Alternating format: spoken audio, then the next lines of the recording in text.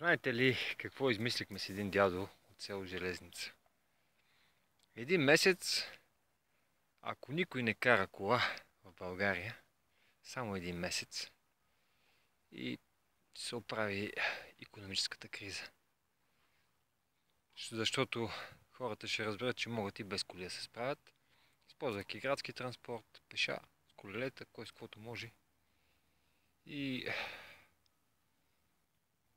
парите, които са давали до този момент за коли, за нафта, за бензин, за газ, за какво ли още не, ще ги икономисат, ще ги инвестират в нещо, което ще им носи повече полза.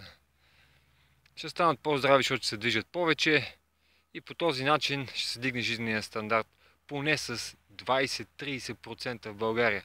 Това не е ли увеличение на заплатите, бе, господа? Помислете си малко, ето ви едно безплатно предложение за вдигане с 20-30% на вашите приходи.